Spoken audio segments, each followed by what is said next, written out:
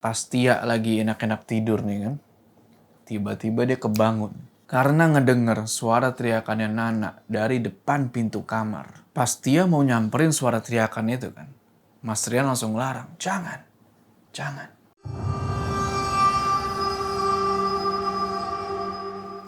Ya, assalamualaikum teman-teman, balik lagi sama gua.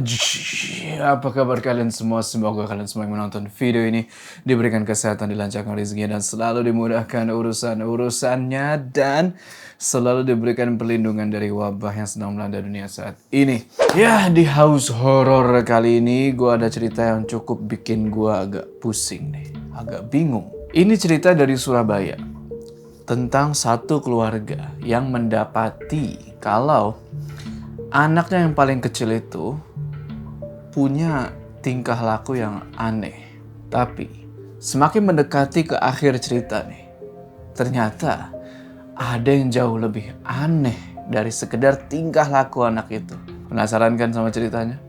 Tonton video ini terus. Yes, gue udah seminggu nggak upload ya. Sorry banget, kemarin gue itu lagi keluar kota ya, lagi ke sebuah alas gitu kan. Alas mana? Rahasia dong. Jadinya gue baru bisa upload lagi nih. Udah, nggak usah lama-lama lagi. Udah siap mode horor aktif. Ini adalah cerita seseorang dari Surabaya. Namanya adalah Tia. Tia ini tinggal di rumah almarhumah neneknya. Rumah yang bisa dibilang lumayan tua gitu. Neneknya ini udah meninggal sekitar 2 tahunan. Orang tuanya Tia ini bisa dibilang ya super sibuk lah. Ayahnya itu kerja kantoran, sedangkan mamahnya itu kerja di pelabuhan. Jadi jarang tuh yang namanya ngeluangin waktu buat anak-anaknya. Tia juga punya kakak cowok yang namanya itu Mas Rian. Dia juga punya adik yang namanya itu Nana, umurnya 2 tahun. Nana diurus sama Bibi, dan Bibi ini juga sekalian ngurus rumah. Nah, si Nana ini, dari dia masih belajar jalan, dia udah mulai nunjukin tingkah laku yang aneh. April tahun 2014, Mas Rian lulus SMK dan dia mutusin buat kerja di Jakarta. Waktu itu Tia masih duduk di kelas 11 SMK. Otomatis kalau orang tuanya Tia lagi kerja sama Tia lagi sekolah, Nana di rumah nih berdua sama Bibi. Dan Nana ini selalu nungguin Tia pulang sekolah itu di halaman rumah.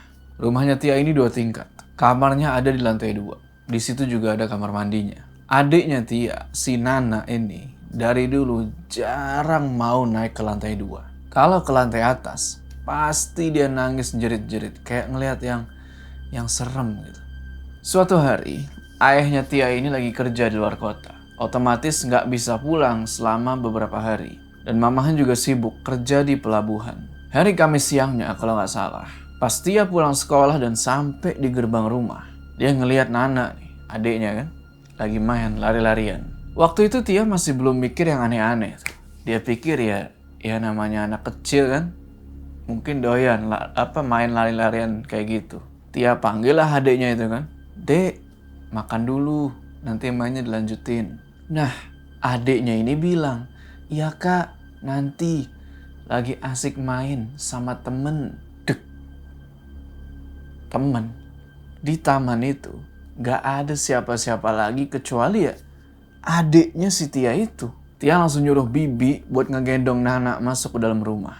Di dalam rumah si Tia suapin kan tuh si Nana makan. Selesai makan nih, Nana tiba-tiba bilang lagi, "Kakak, aku lanjut ya main sama temen." Tia heran lagi di situ. Temen? Tia terus nanya, "Temen yang mana, Dek? Kok kakak gak pernah lihat?" Nana terus nunjuk ke ayunan yang ada di halaman rumah. "Itu loh kak, itu gak ada siapa-siapa." Abis itu Nana langsung lari ke arah ayunan sambil ketawa-ketawa seneng gitu loh. Kayak layaknya anak kecil. Tia langsung nanya ke Bibi kan, siapa sih temen yang dimaksud sama Nana ini? Tia nanya, "Bibi, tahu nggak temannya Nana?" "Enggak ah, Bibi nggak pernah lihat Nana main sama orang lain, kecuali main sama kamu atau sama Bibi." Tia cuma diam mendengar jawaban itu. Terus si Bibi bilang lagi, "Bibi, pernah lihat Nana main petak umpet di ruang tamu. Kayak ada temennya. Kaget ya di situ kan. Dia bilang, Bibi nggak bohong kan? Enggak, Bibi nggak bohong. Singkat cerita, maghrib nih, azan berkumandang. Bibi pun langsung nutup pintu sama jendela rumah. Gak lama, mamanya Tia pulang nih, sambil bawa tas kecil dan duduk di sofa. Tia pun nyamperin dan mereka mulai nih, ngobrolin tentang tingkah laku anehnya Nana. Tia bilang kan, Mah, Nana dari tadi kelihatan aneh. Mamanya langsung, wah aneh kenapa? Tia terus bilang lagi, tadi dia katanya lagi main sama temannya di ayunan. Tapi pas Tia lihat, nggak ada orang di situ. Mamahnya di situ cuma bilang, ya adik kamu kan masih kecil, wajarlah dia begitu. Setelah dipikir-pikir ya, ada benernya juga sih. Gak lama, tiba-tiba Nana ini datang dan bilang, kakak, mama, lihat teman aku nggak? Dia tadi ngumpet di kolong kursi. Sontak, Tia sama mamahnya kaget dong. Ditanyalah ke Nana tuh kan, temen yang mana dek? Gak ada siapa-siapa lagi selain mama sama kakak di sini. Nana terus bilang, itu dia temenku. Nunjuk ke arah pojok ruangan. Si mama langsung ngambil tangannya gitu kan, terus meluk si Nana tuh dan bilang, gak ada siapa-siapa dek. Tapi Nana tetap kekeh. Dia bilang, ada itu mah, temen aku. Dan pas Nana bilang kayak gitu, brek, benda yang ada di pojokan ruangan yang Nana tunjuk tadi tiba-tiba jatuh sendiri. Di situ mamanya Tia langsung istighfar dan nyuruh si Bibi buat nemenin Nana tidur. Habis itu mamanya Tia nelpon suaminya tuh kan, minta buat cepet-cepet pulang karena udah nggak beres ini. Hari Minggu, ayahnya Tia pulang. Tia sama Nana langsung peluk tuh ayahnya kan karena ya kangen. Habis itu, ayah sama mamanya Tia ngobrol nih. Beliau bilang, Bi, tolong bawa Nana main keluar. Diceritain lah tuh semuanya ke ayahnya Tia ini kan. Termasuk apa yang Tia lihat waktu Nana ini bilang ada temennya di ayunan. Di situ ayahnya Tia heran dong.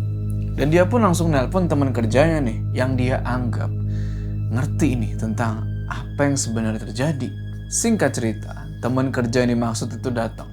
Kita sebut aja namanya Om Yayan. Dan dijelasin lah tuh ke beliau kan apa aja yang udah terjadi. Nah, pas Nana salim nih kan, salim ke si Om Yayan. Om Yayan nanya nih, Nana lagi apa? Nana jawab, lagi main Om. Om Yayan nanya lagi, Om boleh lihat temannya Nana? Di situ Nana cuma ngangguk. Dan dia pergi nih ke suatu tempat. Mereka semua langsung ngikutin Nana tuh. Pas sampai di tempat yang ditunjuk sama Nana, nggak tahu kenapa ya, Om Yayan ini tiba-tiba langsung minta pulang. Ayahnya Tia langsung nanya, ada apa gitu kan? Tapi Om Yayan di situ nggak ngejelasin apa-apa. Dia bilang ke ayahnya Tia, buat manggil seseorang yang paham sama hal-hal goib.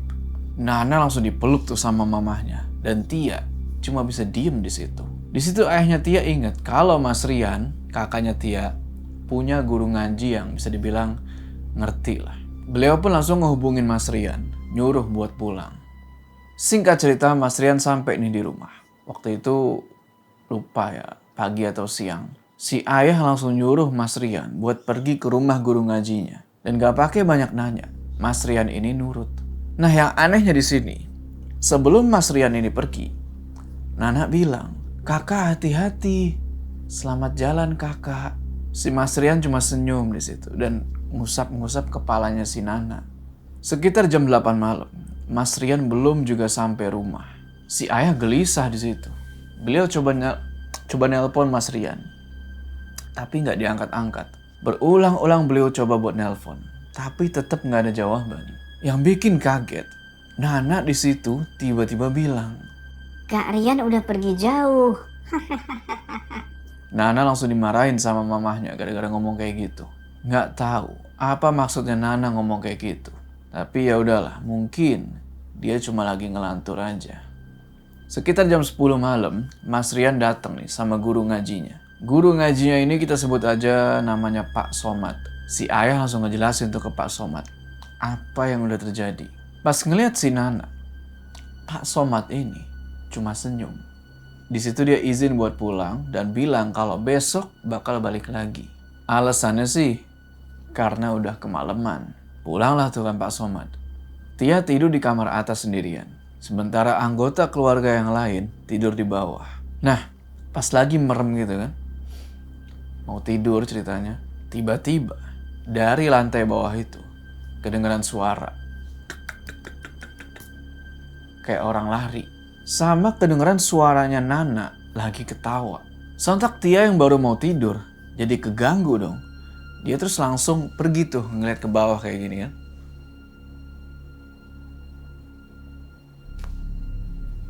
Gak ada siapa-siapa. Dan tiba-tiba Kakak nyari aku ya? set, Tia langsung nengok ke arah tangga. Dan di situ udah ada si Nana. Tia bilang kan, "Dek, kamu ngapain malam-malam begini?" Habis ngomong gitu, pintu kamarnya Tia yang tadi lupa ditutup masih kebuka gitu kan. Tiba-tiba, brak! Kayak ada yang ngebanting. Pas pintu itu dibanting, brak! Tia refleks nengok ke arah pintu kan. Set. Gak ada siapa-siapa dan Nana juga tiba-tiba nangis. Tia pun nyamperin adenya lagi nangis itu kan. Dan belum sampai di tempat adenya itu berdiri. Dari bawah, kedengeran lagi suara. "Cynthia, udah malam. Jangan nutup pintu keras-keras." Ternyata itu ayahnya yang ngomong. Tia langsung nengok lagi dong ke bawah kayak gini kan. Dan bener, itu ayahnya sama Nana baru keluar dari kamar. Kalau yang di bawah itu Nana, terus yang di tangga itu siapa? Tia nengok lagi nih ke arah Nana yang ada di tangga kan. Set. Dan dia udah gak ada. Tia merinding di situ. Dan dia langsung pergi tuh ke ayahnya. Ayah nanya, "Kamu kenapa?" Tia sambil nangis-nangis dia bilang, "Yah, Tia takut." Mas Rian yang juga belum tidur datang dan nanya, "Ada apa?" Di situ si ayah cuma bilang kalau Tia ini lagi ketakutan. Dan minta Mas Rian buat nemenin Tia tidur malam itu. Ngedenger itu Tia agak lega karena ada Mas Rian yang nemenin. Kurang lebih jam 2 dini hari, pas Tia lagi enak-enak tidur nih kan. Tiba-tiba dia kebangun karena ngedenger suara teriakannya Nana dari depan pintu kamar. Pas Tia mau nyamperin suara teriakan itu kan, Mas Rian langsung larang, "Jangan, jangan." Tia bingung, dia jawab, "Tapi itu Nana, Mas." Mas Rian bilang, "Bukan, bukan." Dari pintu itu masih kedengeran suara teriakannya Nana. Dan kali ini pintunya itu digedor-gedor. Mas Rian cuma bilang, "Jangan dibuka, ayo balik tidur." Tia nurut di situ walaupun dalam hati kayak gak tenang gitu. Besoknya sekitar jam 10 pagi, Pak Somad, guru ngajinya Mas Rian, balik lagi nih. Kali ini sambil bawa botol yang isinya itu air. Botol itu ditutup sama kain putih mirip kain kafan. Nggak pakai basa-basi, Pak Somad langsung nanya, "Di mana Nana?" Tia panggil lah tuh kan si Nana. Pas Nana datang, Pak Somad langsung ngelus-ngelus tuh palanya. Sambil komat kamit baca doa. Nggak tahu doa apa. Terus Pak Somad ngomong, hampir kayak bisik-bisik ke Nana. "Nana anak yang baik, jangan di sini lagi ya. Kasihan mama, ayah, sama kakak kamu. Kamu yang tenang ya di alam sana."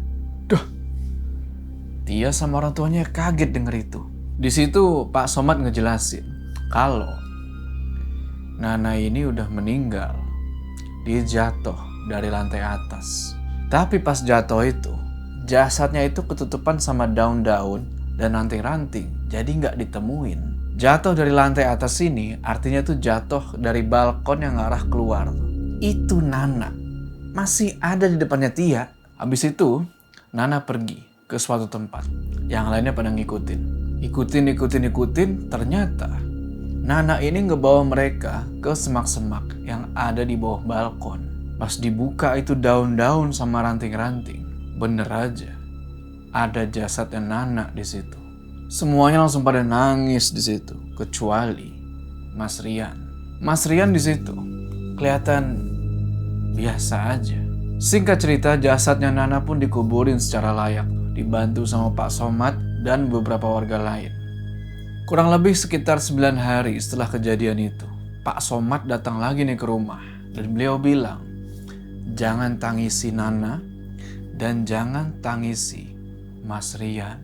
Si Ayah langsung bingung dong. Lah, kenapa sama Rian kan?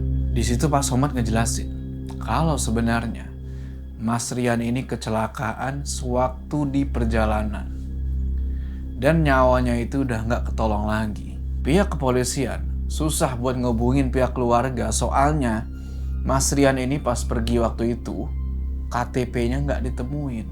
Terus keluar pertanyaan nih, kalau emang Mas Rian udah meninggal, terus yang datang kemarin itu siapa? Pak Somad jawab kalau itu adalah sosok jin baik yang menyerupai Rian. Entahlah mungkin korin atau apa ya. Dan sosok itulah yang ngejagain Tia malam itu pas mau tidur. Karena kata Pak Somad, sosok Nana, inget kan yang gedor-gedor pintu sama teriak-teriak di depan pintu? Nah sosok itu pengen nyelakain Tia. Si Ayah yang gak percaya, nyoba buat manggil-manggil Mas Rian yang tadi dia lihat ada di dapur. Rian, Rian, Rian. Gak ada jawaban dan gak ada yang datang. Mamanya Tia yang gak kuat nerima kenyataan kalau dua anaknya itu udah meninggal, akhirnya jatuh sakit. Beliau pun langsung dibawa ke rumah sakit buat dirawat. Ada 1 bulan kurang lebih ya, mamanya Tia itu dirawat di rumah sakit karena didiagnosa kena penyakit jantung. Sampai pada akhirnya beliau ini nyawanya gak bisa ketolong, alias meninggal dunia. Di situ ayahnya Tia makin frustasi. Mamahnya Tia pun dikuburin deket kuburannya Nana. Karena kondisi ekonomi yang memburuk, ayahnya Tia nggak mampu buat ngebayar si Bibi lagi. Alhasil si Bibi udah nggak kerja lagi di rumah itu. Di rumah itu sekarang tinggal Tia sama ayahnya. 2 minggu setelah mamahnya Tia itu meninggal, Tia ini bilang sesuatu yang aneh ke ayahnya. Sambil dipeluk tuh sama ayahnya kan, Tia bilang, Ayah yang kuat ya. Tia sayang ayah. Tia kangen ayah. Tia sayang banget sama ayah. Ayah, aku pergi. Ayah yang kuat ya.